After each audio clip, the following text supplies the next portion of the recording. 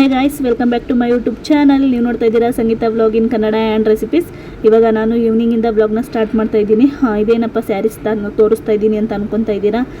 ಏನಿಲ್ಲ, ನಾನು ನನ್ನ ಫ್ರೆಂಡು ಇಬ್ಬರೂ ಸ್ಯಾರಿ ಅಂಗಡಿಗೆ ಬಂದಿದ್ದು. ಯಾಕಪ್ಪ ಅಂದರೆ ಅವ್ರ ಊರಲ್ಲಿ ಮಾರಿ ಹಬ್ಬ ಇತ್ತು, ಅದರಿಂದ ಸ್ಯಾರಿ ತೊಗೋಬೇಕು ಬಾ ಅಂತ ಕರೆದಿದ್ಲು, ಅದರಿಂದ ಬಂದಿದ್ದೀನಿ. ಇದು ನಮ್ಮ ಏರಿಯಾದಲ್ಲೇ ಇರೋದು ಸ್ಯಾರಿ ಅಂಗಡಿ. ತುಂಬ ಅಂದರೆ ತುಂಬ ಕಲೆಕ್ಷನ್ಸ್ ಇತ್ತು.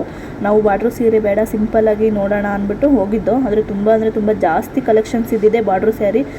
ಇದೊಂದು ಇಷ್ಟ ಆಯಿತು. ಆದರೆ ಏನಪ್ಪ ಅಂದರೆ ಅಲ್ಲಿ ವೈಟ್ ಕಲರ್ದು ರೌಂಡ್ ಸರ್ಕಲ್ ಇದೆಯಲ್ಲ, ಅದು ಯಾಕೋ ಅಷ್ಟು ಲುಕ್ ಕೊಡಲಿಲ್ಲ, ಅಷ್ಟು ಚೆನ್ನಾಗಿತ್ತಿಲ್ಲ.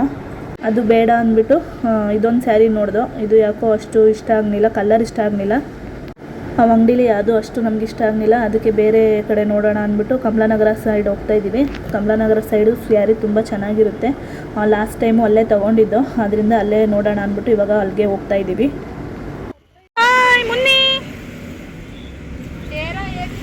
ಮುನ್ನಿ ಹೆಸರು ರಿದ್ದಿ. ರಿದ್ದಿ ಹಾಯ್ ಹಾಯ್ ಮಾಡು. ಟಾಟಾ ಟಾಟಾ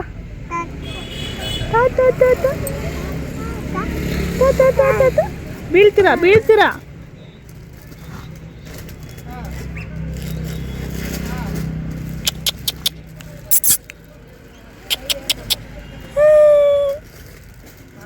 ಬನ್ನಿ ಇಲ್ಲಿ ಬನ್ನಿ, ಇಲ್ಲಿ ಬನ್ನಿ, ಬನ್ನಿ ಇಲ್ಲಿ ಎದೊಳಿ.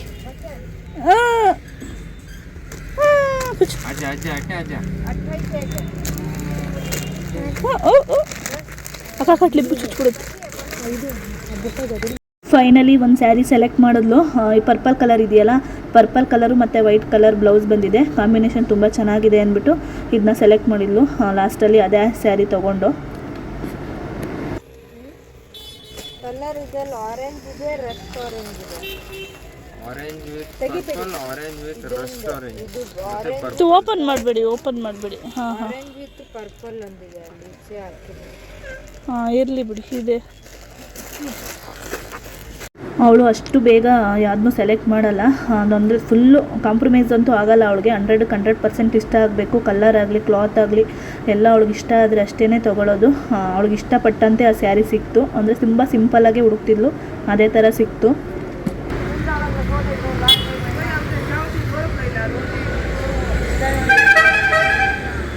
ಇದು ನನ್ನ ಫ್ರೆಂಡ್ಗೆ ಇಷ್ಟ ಆಗಿದೆ. ನೆಕ್ಸ್ಟ್ ಟೈಮ್ ತೊಗೋತೀನಿ ಅಂದ್ಬಿಟ್ಟು ಇನ್ನು ಬೇರೆ ಸೀರೆ ತೊಗೊಂಡವಳೆ.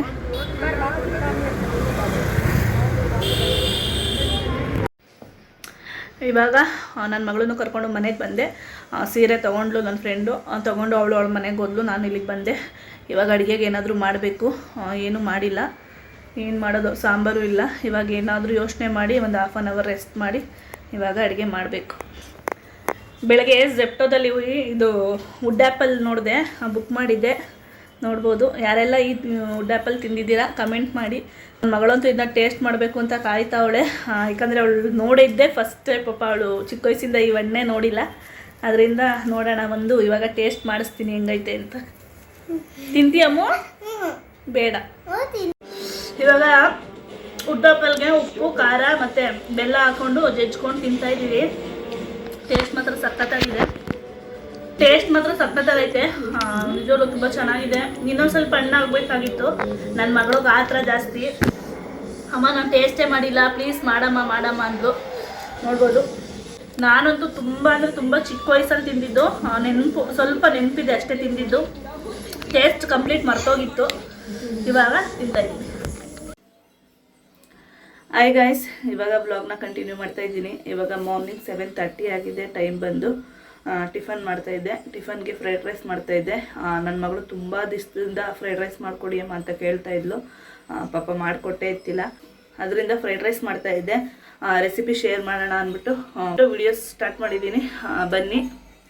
ಇವಾಗ ಫ್ರೈಡ್ ರೈಸ್ಗೆ ಏನೇನು ಬೇಕು ಎಲ್ಲ ಆರ್ಡ್ರ್ ಮಾಡಿದ್ದೆ, ಬಂದಿತ್ತು. ಕ್ಯಾಪ್ಸಿಕಮ್ಮು, ಒಂದು ಎಲೆಕೋಸು ಆರ್ಡ್ರ್ ಮಾಡಿದ್ದೆ, ಒಂದು ಪೀಸು, ಬೀನ್ಸು, ಕ್ಯಾರೆಟು. ಟೊಮೊಟೊ ಏನು ಫ್ರೈಡ್ ರೈಸ್ಗೆ ಹಾಕಲ್ಲ, ಆದರೂ ಮನೇಲಿ ಖಾಲಿ ಆಗಿತ್ತು ಅಂತ ಬುಕ್ ಮಾಡಿದ್ದೆ. ನಾನು ಮಾಡ್ತಿರೋ ಫ್ರೈಡ್ ರೈಸ್ಗೆ ಯಾವುದೇ ಥರದ ಸಾಸ್ ಹಾಕಲ್ಲ ನಾನು. Tomato sauce, chilli sauce, soya sauce ಮತ್ತು ವಿನಿಗರ್ ಯಾವುದೇ ಥರದ ಸಾಸ್ಗಳನ್ನ ಯೂಸ್ ಮಾಡಲ್ಲ. ಫ್ರೈಡ್ ರೈಸ್ ಪೌಡರ್ ಯೂಸ್ ಮಾಡ್ತೀನಿ ಒಂದು, ನೋಡ್ಬೋದು ಆಚಿ ಫ್ರೈಡ್ ರೈಸ್ ಪೌಡರು. ನಾನು ಮೊದಲಿಂದ ಅಷ್ಟೇ ಇದರಲ್ಲೇ ಮಾಡೋದು. ತುಂಬ ಚೆನ್ನಾಗಿರುತ್ತೆ. ನೀವು ಸಾಸ್ ಹಾಕಿದ್ರು ಅಷ್ಟು ಚೆನ್ನಾಗಿ ಟೇಸ್ಟ್ ಬರಲ್ಲ, ಅಷ್ಟು ಚೆನ್ನಾಗಿರುತ್ತೆ. ಇವಾಗ ಫಸ್ಟ್ ಎಲ್ಲ ರೆಡಿ ಮಾಡ್ಕೊತೀನಿ.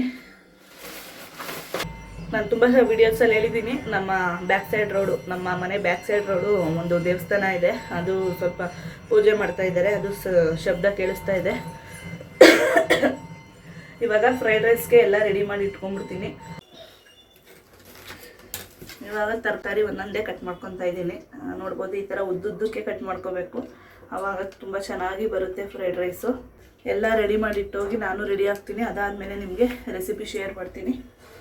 ಯಾರೆಲ್ಲ ಲಂಚ್ ಬಾಕ್ಸ್ ರೆಡಿ ಮಾಡಬೇಕು, ಅಯ್ಯೋ ಏನು ಮಾಡೋಣಪ್ಪ ಅನ್ನೋ ಚಿಂತೆ ಇರೋರು ಇದೊಂದು ಸತಿ ಫ್ರೈಡ್ ರೈಸ್ ಟ್ರೈ ಮಾಡಿ ನೋಡಿ.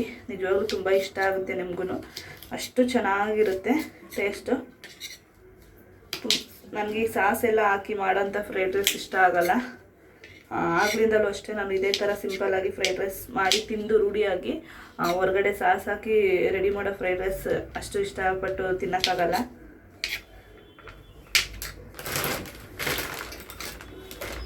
ನಮ್ಮ ಮನೆಯವ್ರಿಗೆ ಕಾಫಿ ಬೇಕು ಅಂದರು, ಕಾಫಿ ಮಾಡಿಕೊಟ್ಟಿದ್ದೀನಿ. ನಾನು ಬಿಸಿನೀರು ಕುಡಿತೀನಿ.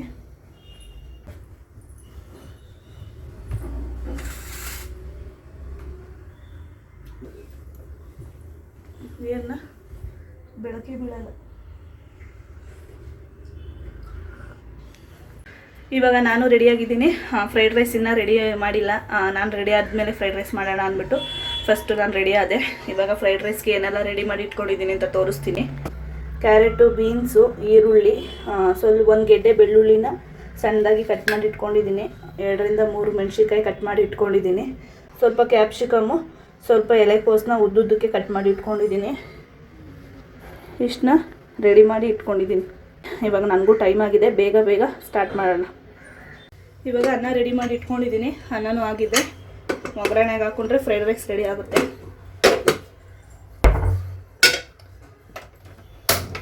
ಗ್ಯಾಸ್ ಮೇಲೆ ಒಂದು ಬಾಣಲಿ ಇಟ್ಕೊಂಡು ಕಾಯಕ್ಕಿಟ್ಟಿದ್ದೀನಿ.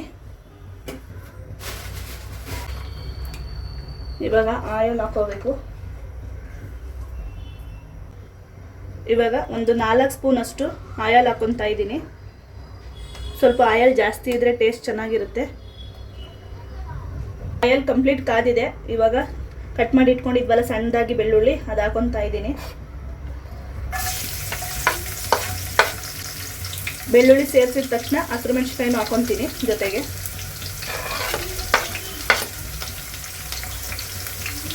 ಸ್ವಲ್ಪ ಕಲರ್ ಚೇಂಜ್ ಆಗೋವರೆಗೂ ಫ್ರೈ ಆಗಬೇಕು.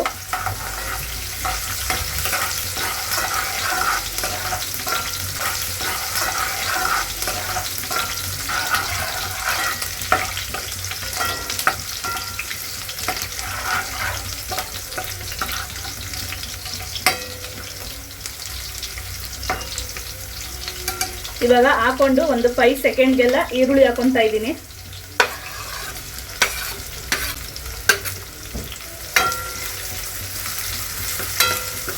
ಈರುಳ್ಳಿ ಹಾಕೊಂಡು ಚೆನ್ನಾಗಿ ಫ್ರೈ ಮಾಡ್ಕೊತೀನಿ.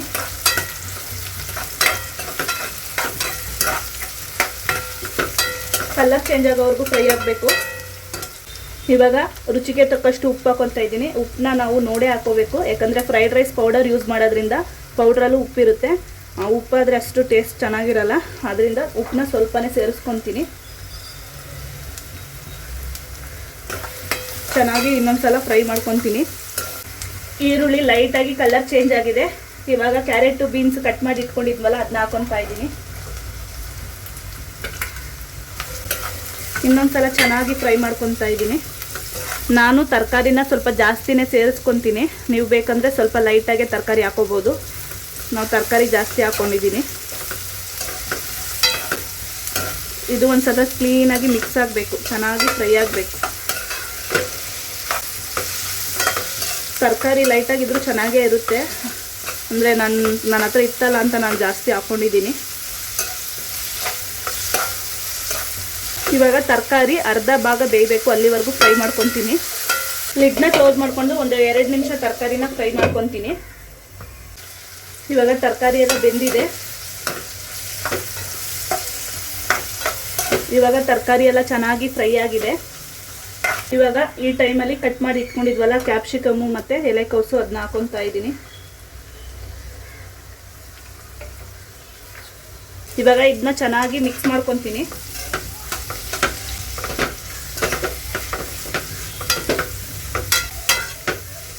ಚೆನ್ನಾಗಿ ಫ್ರೈ ಆಗಬೇಕು ಒಂದು ಸ್ವಲ್ಪ, ಅಂದರೆ ಜಾಸ್ತಿ ಫ್ರೈ ಆದರೆ ಚೆನ್ನಾಗಿರಲ್ಲ ಕ್ಯಾಪ್ಸಿಕಮ್ಮು.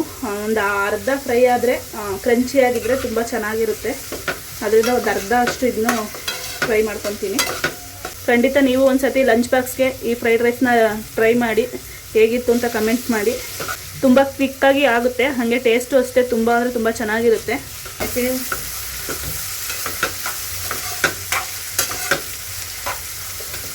ಇವಾಗ ಕಂಪ್ಲೀಟ್ ಫ್ರೈ ಆಗಿದೆ. ಈ ಟೈಮಲ್ಲಿ ಇವಾಗ ರೈಸ್ ಸೇರಿಸ್ಕೊತೀನಿ.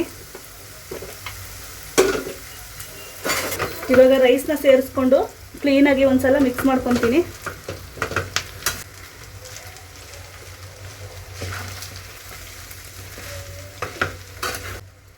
ಇವಾಗ ಲಾಸ್ಟಲ್ಲಿ ಫೈನಲಿ ಫ್ರೈಡ್ ರೈಸ್ ಪೌಡರ್ ಹಾಕೊತಾ ಇದ್ದೀನಿ. ಇದೇ ಮೇಯ್ನ್ ಇಂಪಾರ್ಟೆಂಟು. ನೀವು ಬೇಕಾದರೆ 1 2 3 ಫ್ರೈಡ್ ರೈಸು ಹಾಕೋಬೋದು, ಇಷ್ಟ ಆಗೋರು. ನಮಗೆ ಮಸಾಲೆ ಜಾಸ್ತಿ ಅನಿಸುತ್ತೆ ಅದರಿಂದ ನಾನು ಅದು ಯೂಸ್ ಮಾಡಲ್ಲ, ಆಚಿ ಯೂಸ್ ಮಾಡ್ತೀನಿ. ಆಚಿ ತುಂಬ ಅಂದರೆ ತುಂಬ ಚೆನ್ನಾಗಿರುತ್ತೆ, ಮಸಾಲ ಜಾಸ್ತಿ ಇರಲ್ಲ.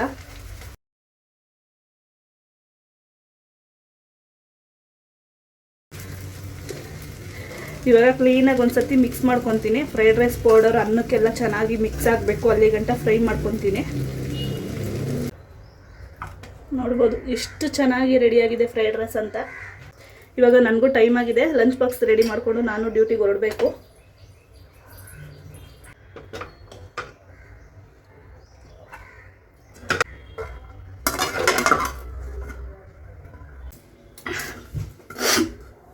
ನಿಜವಾಗ್ಲೂ 8 ಗಂಟೆ 8:15ಗೆ ಇಷ್ಟು ನೋಡಿ ಎಷ್ಟು ಬಿಸಿಲಿದೆ ಅಂತ. ಸಿಕ್ಕಾಬಟ್ಟೆ ಬಿಸಿಲಿದೆ ಹೊರಗಡೆ ಅಂತೂ. ನೋಡ್ಬೋದು ಎಷ್ಟು ಚೆನ್ನಾಗಿ ಫ್ರೈಡ್ ರೈಸ್ ರೆಡಿಯಾಗಿದೆ ಅಂತ. ಖಂಡಿತ ನೀವು ಒಂದ್ಸತಿ ಟ್ರೈ ಮಾಡಿ. ಇದಕ್ಕೆ ಪೆಪ್ಪರ್ ಪೌಡರು ಯೂಸ್ ಮಾಡ್ಬೋದು.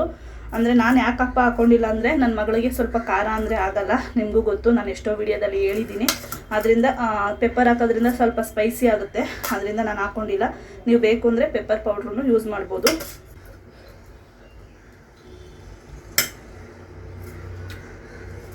ತುಂಬ ಚೆನ್ನಾಗಿದೆ. ಖಂಡಿತ ನೀವು ಒಂದ್ಸತಿ ಟ್ರೈ ಮಾಡಿ. ಇವಾಗ ನನಗೂ ಟೈಮ್ ಆಗಿದೆ. ನನ್ನ ಮಗಳಿಗೆ ತಿನ್ನಿಸ್ಬಿಟ್ಟು ನಾನು ಹೊರಡ್ತೀನಿ.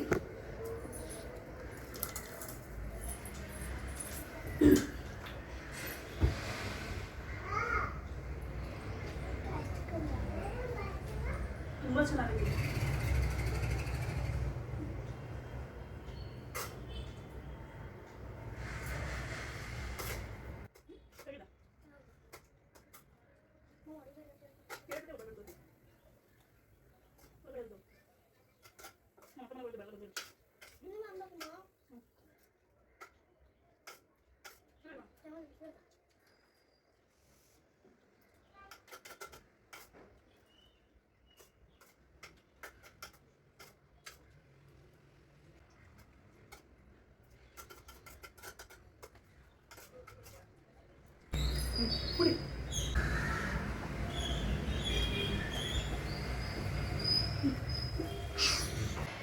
ಇವಾಗ ನಮ್ಮದು ಟಿಫನ್ ಎಲ್ಲ ಆಯಿತು. ಗಂಜಿ ಮಾಡೋಕ್ಕೆ ಇವತ್ತು ಟೈಮೇ ಸಾಲಿಲ್ಲ, ವೀಡಿಯೋಸ್ ಮಾಡ್ತಾ ಇದ್ನಲ್ಲ, ಅದರಿಂದ ಗಂಜಿ ಮಾಡೋಕ್ಕಾಗಲಿಲ್ಲ. ನಾನು ಸ್ವಲ್ಪ ಟಿಫನ್ನೇ ತಿಂದೆ. ಇಷ್ಟು ಹೇಳ್ತಾ ಈ ವಿಡಿಯೋ ಇಲ್ಲಿಗೆ ಎಂಡ್ ಮಾಡ್ತಾ ಇದ್ದೀನಿ. ಯಾರೆಲ್ಲ ಈ ವಿಡಿಯೋ ನೋಡ್ತಾ ಇದ್ದೀರಾ ಸಬ್ಸ್ಕ್ರೈಬ್ ಮಾಡಿಕೊಂಡು ವಿಡಿಯೋ ನೋಡಿ. ಹಾಗೆ ಯಾರಿಗೆಲ್ಲ ಈ ವಿಡಿಯೋ ಇಷ್ಟ ಆಗಿದೆ ಲೈಕ್ ಮಾಡಿ, ಕಮೆಂಟ್ ಮಾಡಿ, ಶೇರ್ ಮಾಡಿ. ಹಾಗೆ ಈ ರೆಸಿಪಿ ಒಂದು ಸಲ ಟ್ರೈ ಮಾಡಿ. ನಾನು ಸಿಗ್ತೀನಿ ನೆಕ್ಸ್ಟ್ ವಿಡಿಯೋದಲ್ಲಿ.